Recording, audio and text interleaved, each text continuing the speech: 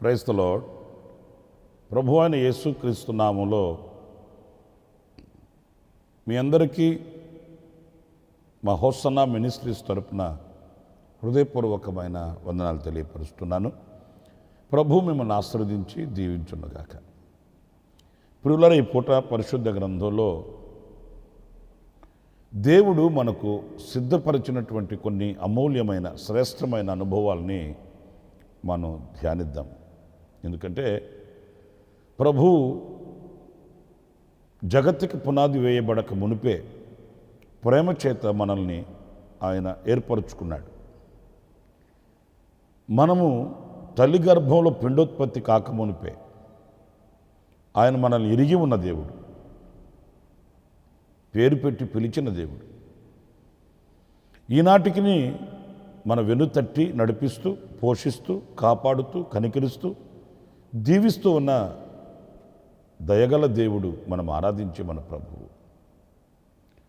పరిశుద్ధ గ్రంథంలో మనం గమనిస్తున్నప్పుడు ఆయన ఇప్పుడు మనకు దీవెనను కలిగించడం మాత్రమే కాదు, ఇంకా ఎన్నో కూడా ఆయన మన కొరకు సిద్ధపరిచి ఉన్నాడు,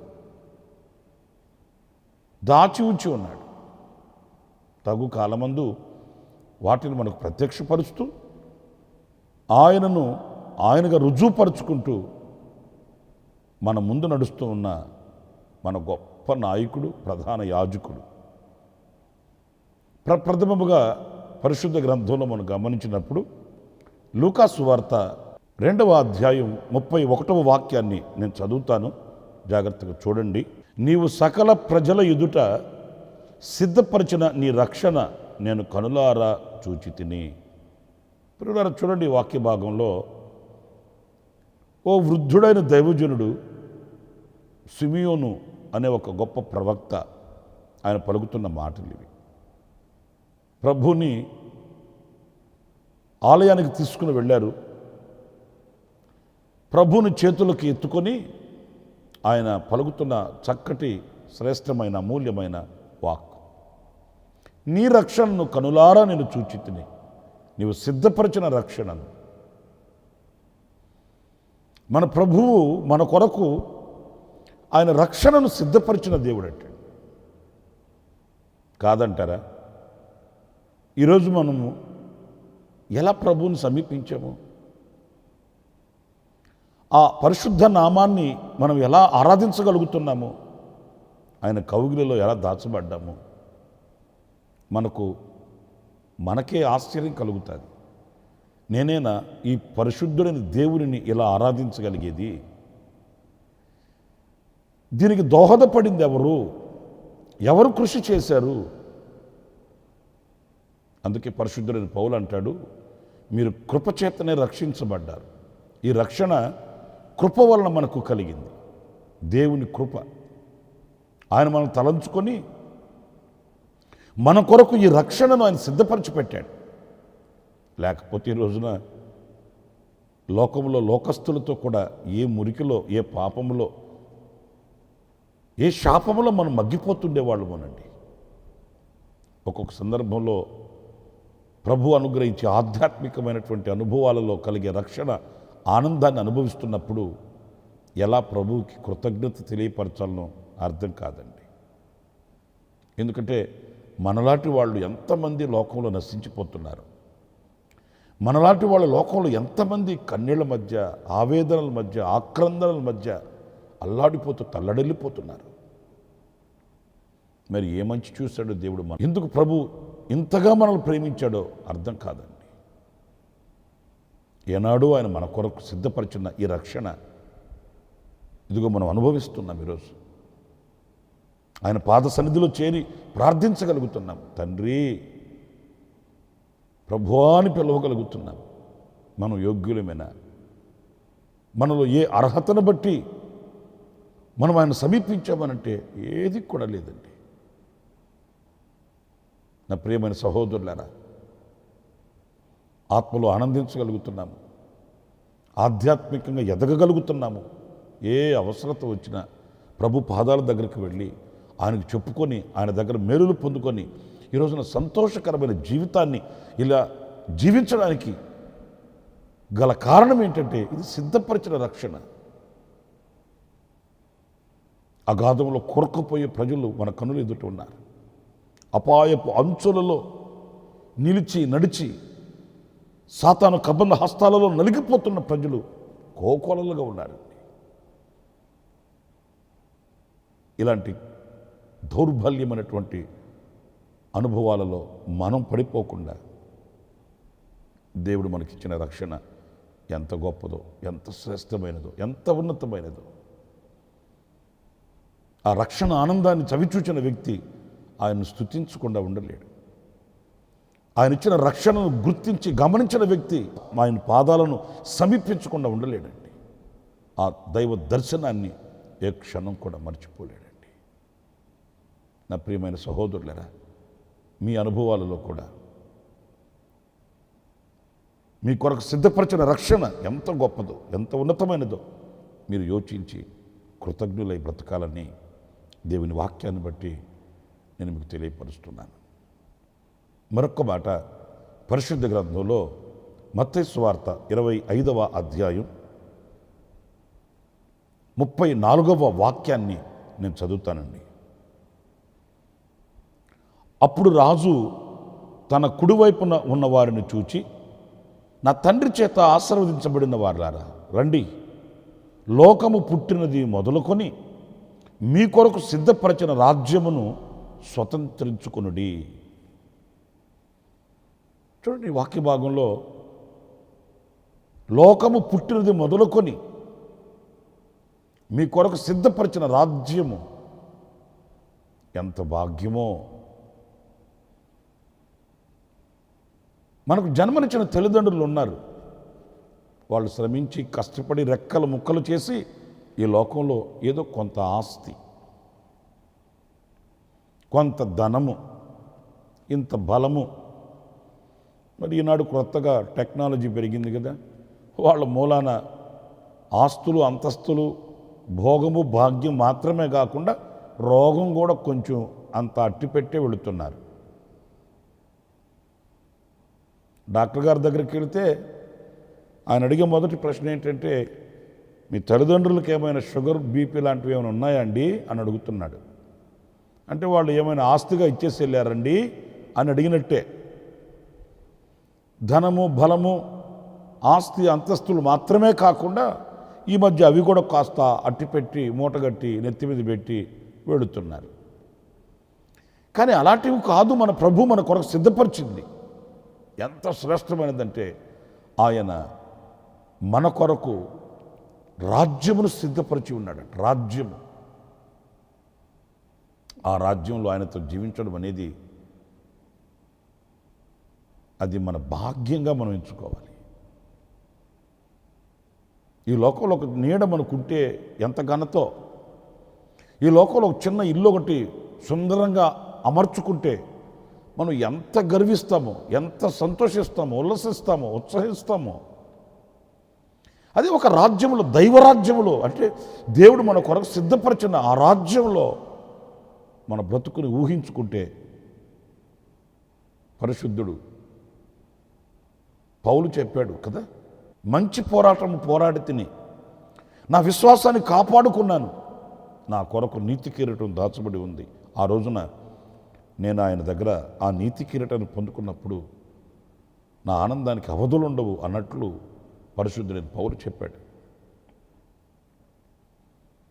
మన ఆత్మీయ తండ్రి దైవజన్ లేసన్ గారు కూడా ఆయన నోరార పాడేవాడు.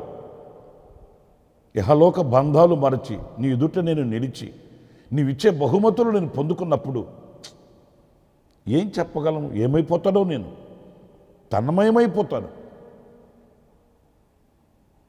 నేను ఒక చోట నిలబడలేను, ఏమైపోతానో. ఆ ఊహకు అందని ఆనందాన్ని వ్యక్తపరిచి ఆయన పాడుకునేవాడు. నిజమే, దేవుడి రాజ్యంలో మనం ఆయనతో జీవించడం అనేది, ఆదాము పోగొట్టుకున్న ఆ మహిమను, ఆ స్థానాన్ని మరలా మనం చేరుకోవడం అనేది, ఇది దేవుడు మనకు అనుగ్రహించిన గొప్ప భాగ్యం అండి. నా ప్రియమైన సహోదరులారా, ఆయన మనకు ఏనాడో మన కొరకై ఆయన సిద్ధపరిచిన ఆయన రాజ్యం నిషిద్ధమైనది, అసహ్యమైనది అక్కడ ఉండదట. స్వార్థ ప్రియులు లేని శాశ్వత రాజ్యమట. రాత్రింబవళ్ళు లేని దేదీప్యమానమైన పట్టణమట. సౌభాగ్యమైన సౌందర్యము కలిగిన సియోను నగరమట. ఎంత గొప్ప శ్రేష్టమైన జీవితమో! యుగాయుగములు మరణమే లేని ఆ శాశ్వత రాజ్యములో జీవాధిపతి అని ప్రభుతో మనం జీవించబోతున్నాము. దేవుని పరిశుద్ధనామానికి మహిమ కలుగునుగాక. అది దేవుడు మన కొరకు సిద్ధపరిచిన రాజ్యం. మరొక మాట, కీర్తనల గ్రంథం 23:5 చరణంలో మనం గమనించినప్పుడు ఒక చక్కని అనుభవం మనకు కనిపిస్తుంది. నా శత్రువుల ఎదుట నీవు నాకు భోజనము సిద్ధపరచుదువు, నూనెతో నా తల అంటియున్నావు, నా గిన్నె నిండి పొర్లుచున్నది. పిల్లలు చూడండి, వాక్య భాగంలో నా శత్రువుల ఎదుట నాకు భోజనం సిద్ధపరిచి ఉన్నావు. కీర్తనకారుని హృదయంలో ఉన్న కృతజ్ఞతాపూర్వకమైన ఓ కీర్తన. ఈ మాటని మనం పలుసార్లు ధ్యానించుకుంటుంటాము, చాలాసార్లు ఈ మాట తలపోసుకుంటుంటాము. కానీ శ్రేష్టమైన భావన ఏంటంటే, శత్రువుల ఎదుట భోజనం సిద్ధపరచడం అంటే ఏంటి అంటే, నా శత్రువులు నన్ను చూస్తూ ఉండగా ఎక్కడ నేను కొదువ కలిగిన వాడనే ఉండకుండా నీవు నన్ను పోషించుచున్నావయ్యా అని కదా. ఇప్పుడు మనం పోషింపబడలేక ఆకలి చావులు చస్తుంటే శత్రువు ఎలా ఉంటాడు? పండగ చేసుకుంటాడు. ఏమయ్యాడురా నీ దేవుడు అని నిందిస్తాడు. ఇదేనంటరా నీ దేవుడు చేసిన గొప్ప కార్యం అని మనల్ని గూర్చి చిన్నచూపు చూస్తాడు. అలా కాకుండా నా శత్రువుల ఎదుట నీవు నాకు భోజనం సిద్ధపరిచావు అంటే అర్థం ఏంటంటే, నా శత్రువు నన్ను చూసి అతిశయించకుండానట్లు నన్ను పోషించుచున్న పోషకుడవు, కాపరివి నీవు కదా నాయనా. నా ప్రియమైన సహోదరులారా, మన శక్తితో మన బలముతో కాదు మనం పోషించబడేది. చాలా కొంతమంది భ్రమపడుతుంటారండి. నా శక్తియుక్తులు వడ్డీ నేను సంపాదిస్తున్నాను, నా జ్ఞానం నాకు ఘనతనిచ్చు. తప్పు. మన జ్ఞానమే పాటిది, మన బలమే పాటిది, మన శక్తే పాటిది. ఈ రోజున శుభ్రంగా మనం భోజనం చేసి కంటి నిండా నిద్రపోగలుగుతున్నాము, సమాజంలో ఒక విలువ కలిగిన వ్యక్తిగా మనం బ్రతుకుతున్నామనంటే ఆ పోషకుడు ఆయన. వివేకంతో ప్రవర్తించేటట్లు కృప చూపిస్తున్నాడు. కష్టపడి సంపాదించుకునే ఆరోగ్యాన్ని ఇస్తున్నాడు, బలాన్ని ఇస్తున్నాడు. మనం చేసే ప్రతి కార్యాన్ని సఫలం చేస్తున్నాడు. ఈ ఘనత అంతా ఆయనది కాదా? ఆయనకి చెందవలసిన ఆ ఘనతని మనం ఎందుకు దొంగిలిస్తున్నాము? ఆయనకి చెందవలసిన ఆ క్రెడిట్ మనం ఎందుకు తీసుకుంటున్నాము? నేను చాలా చదవరిని, నేను చాలా టాలెంటెడ్ పర్సన్ని, నా సామర్థ్యతను బట్టి నేను రాణించగలుగుతున్నాను. చాలా చాలా చాలా తప్పండి. అంత సామర్థ్యత కలిగిన దావీదే, నాయనా నీవు నాకు ఈ భోజనమును సిద్ధపరిచింది,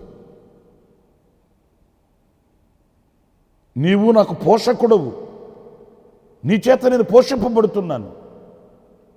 చూడండి ఎంత నిగూఢంగా ప్రభుని ఆరాధన చేస్తున్నాడు. నా శత్రువుల ఎదుట నీవు నాకు భోజనం సిద్ధపరిచావయ్యా. ఈనాటికే కాదు, రేపటికే కాదు, నా బ్రతుకు దినములన్నిట కృపాక్షేమాలు నన్ను వెంబడించున్నట్లుగా నా పోషకుడవు నీవు నన్ను ఆదరించుచున్న దేవుడవు నీవు. నూనెతో నా తలంటి ఉన్నావు. నా శత్రువులు చూస్తూ ఉండగానే నన్ను అభిషేకిస్తున్నావు. నా అభిషేక తైలముతో నన్ను నింపావు. ఇది నీవు సిద్ధపరిచింది కాదా? అవును. ఈరోజు మనల్ని మనం చూసుకొని ఎప్పుడు సిద్ధపరిచాడు ప్రభు మన కొరకు అంటే, ఆయన ఆకాశ పక్షులను పోషించుచున్నవాడు కనుక ఏనాడు ఆకలి చావులు చావకుండా, కరువులోనైనా మన ప్రాణములు సొంబసల్లిపోకుండా ఆయన భోజనం సిద్ధపరిచి, అంటే మనకు పోషకుడుగా నిలిచి ఆయన మనకు సమస్తం సిద్ధపరిచి అనుగ్రహిస్తున్నాడు. ఈరోజు మనం అనుభవించినవన్నీ ఈరోజు కాదు, ఎప్పుడో మన ప్రభు మన కొరకు వాటిని సిద్ధపరిచి అనుగ్రహించి ఉన్నాడు. ఈరోజు మనం పొందిన కృప ఈరోజుది కాదు, ఎప్పుడో మన ప్రభు మన కొరకు ఆయన అట్టిపెట్టి సిద్ధపరిచి పెట్టాడు. గనుక ఆయన సిద్ధపరిచిన ఆ భోజనం లేక ఆయన మనకు పోషకుడుగా ఉండి నడిపిస్తున్న విధానం ఎంతో శ్రేష్టమైంది. మనం ఆయనకు కృతజ్ఞులమై స్తుతి చెల్లించాలి. ఆఖరిగా మరొక్క మాట కూడా నేను మీకు జ్ఞాపకం చేస్తాను. ప్రకటన గ్రంథం 22వ అధ్యాయం 12వ వాక్యాన్ని నేను చదువుతున్నానండి. ఇదిగో త్వరగా వచ్చుచున్నాను, వాని క్రియ చొప్పున ప్రతి వానికి ఇచ్చుటకు నేను సిద్ధపరిచిన జీతము నా యొద్ద ఉన్నది. ఇప్పుడు చూడండి, వాక్య భాగంలో నేను సిద్ధపరిచిన జీతము, ఆయన మన కొరకు జీతమును సిద్ధపరిచి ఉన్నాడంట. నిజమే. ఈరోజు మనం చేస్తున్న భక్తి, ఈ భక్తి మార్గంలో మనం పడుతున్న ఇబ్బంది, మనం ఎదుర్కొనే ప్రతి పోరాటం, ఇవి ఏవి వ్యర్థమైవేవి కావండి. ప్రతిదానికి ఆయన దగ్గర జీతం ఉంది, ప్రతిఫలం ఉంది. ఆయన ఇస్తాడు మనకు ఆ ప్రతిఫలాన్ని. నేను త్వరగా వచ్చుచున్నాను, నేను మీ కొరకు సిద్ధపరిచిన ఆ జీతాన్ని నేను ఇస్తాను, అంటే ఆ ప్రతిఫలాన్ని నేను ఇస్తాను. ప్రియులారా, ప్రభు కొరకు మీరు ఏం చేసి ఉన్నప్పటికీ కూడా, ప్రభు కొరకు మీరు ప్రయాసపడినారా? ప్రభు కొరకై నిందలు అనుభవిస్తున్నారా? ప్రభు కొరకై అవమానాలు పొందుతున్నారా? మీరు ఏది అనుభవిస్తున్నప్పటికీ కూడా వ్యర్థం కాదు అని మీరు గ్రహించాలి. నేను ఎందుకు పడాలి, నేనెందుకు కష్టపడాలి, నేనెందుకు కన్నీరు కార్చాలి, నేనెందుకు వాళ్ళ దగ్గర తల వంచాలి అని మనం ఎప్పుడు అనుకోకూడదు. మన ప్రభు కొరకై మనం దేనిని చేయుటకైనా సిద్ధపడాలి. ఎందుకంటే దాని కొరకు మనకు జీతం ఉంది కదా, దాని కొరకు మనకు ప్రతిఫలం ఉంది కదా. మోషే పెద్దవాడైనప్పుడు ప్రతిఫలముగా కలగబోవు బహుమానం మీద దృష్టి నిలిపి అల్పకాలం ఈ పాపభోగం అనుభవించుట కంటే దేవుని ప్రజలతో శ్రమ అనుభవించడం మేలనుకున్నాడట. మనం ఎప్పుడు చదువుతున్న వాక్యమే, కొంచెం ధ్యానించి చూడండి. శ్రమ అనుభవిస్తే కదా నాకు ప్రతిఫలం వస్తుంది, శ్రమ అనుభవిస్తే కదా నాకు జీతం వస్తుంది. ఈ సుఖభోగాల్లో నేను బ్రతికి ఏ శ్రమ నేను పడకపోతే, ఏ నింద నా మీద రాకపోతే, లేకపోతే ఏ ఇబ్బంది వచ్చినా నేను ఆ ఇబ్బందిలో వైదొలిగిపోతే నాకేం ప్రతిఫలం వస్తుంది? ఏరి కోరి ఆ మార్గంలో వెళ్ళాడు, ఆ మార్గాన్ని ఎంపిక చేసుకొని సాగిపోయాడు మోషే. ఈరోజున మనం కూడా నాకు ఒక జీతం ఆయన సిద్ధపరిచి ఉన్నాడు, ఆ జీతాన్ని నేను పొందుకోవాలి, ఆ జీతాన్ని నేను తీసుకోవాలన్న ఆ కుతూహలం, ఆ ఆశ మన హృదయంలో ఉండాలి. ఆయన ఇచ్చే జీతం ఘనమైనది, ఆయన ఇచ్చే ప్రతిఫలం శ్రేష్టమైనది. వాని క్రియలకు తగిన ప్రతిఫలాన్ని ఆయన ఇస్తాడన్నప్పుడు మన ప్రభు కొరకు చేసిన ఏ ఉన్నతమైన కార్యమైన వ్యర్థం కాదు, ప్రతిఫలం తెస్తుంది. కనుక ఈ లోకంలో ఆయన సిద్ధపరిచిన అమూల్యమైన శ్రేష్టమైన వాటిని గుర్తించి గమనించి ఆనందంతో ముందుకు సాగుదాం. అలాంటి కృప ప్రభు మనందరికీ అనుగ్రహించునుగాక. ఆమేన్. తలలు వంచండి, ప్రార్థన చేసుకుందాం. కృపా సత్య సంపూర్ణుడ జీవాధిపతి ప్రభువా, మీకు వందనాలు చెల్లిస్తున్నాను. మీరు మా కొరకు సిద్ధపరిచినవి ఎంతో శ్రేష్టమైనవి. నైనా వాటిని గుర్తించి, గమనించి, గ్రహించి మీ చేతిని పట్టుకొని నడవడానికి మీరు మాకు కృపను అనుగ్రహించండి, వివేకమును అనుగ్రహించండి. ప్రభువా, మీరు మాకు రక్షణను సిద్ధపరిచిన దేవుడవు నాయన, రాజ్యమును సిద్ధపరిచిన దేవుడవు నాయన, భోజనమును సిద్ధపరిచిన దేవుడవు స్వామి, మాకు జీతమును సిద్ధపరిచిన దేవుడవు. మేము చేసేది ప్రతిదీ మీ యొద్ద ప్రతిఫలమును పొందుకొనుటకు, ఆనాడు మీరిచ్చే ఆ ప్రతిఫలాన్ని పొందుకొని మీతో కూడా యుగాయుగములు రాజ్యములో జీవించే ఒక గొప్ప జీవితాన్ని, ఒక గొప్ప ఆశీర్వాదాన్ని మీరు మాకు అనుగ్రహించారు. అందుకు శిరస్సు ఉంచి నమస్కరిస్తూ మేము కుడికైనను ఎడమకైనను తొలగక మీ చేతిని పట్టుకుని ఓర్పుతో, నేర్పుతో, సహనముతో, సంతోషంతో, సమృద్ధితో మేము సాగిపోవటకు కృప చూపించమని మమ్మల్ని ఒక్కొక్కరిని మీ చేతులకు సమర్పించుకుంటూ యేసు నామములో ప్రార్థించి వేడుకొనుచున్నాను తండ్రి. ఆమేన్, ఆమేన్. ప్రభు మిమ్మల్ని ఆశీర్వదించి దీవించునుగాక. ఈ దినమంతా విశేషమైన కృప నా దేవుడు మీకు సమృద్ధిగా అనుగ్రహించుగాక. ఆమేన్. ప్రతి దినము ఈ అనుదిన కృపాను సందేశాల కొరకు, ఇంకా మరిన్ని ఆత్మ సంబంధమైన సందేశాల కొరకు ఈ మా యూట్యూబ్ ఛానల్ ని సబ్స్క్రైబ్ చేసుకోండి. Pastor Ramesh, hosanna ministries.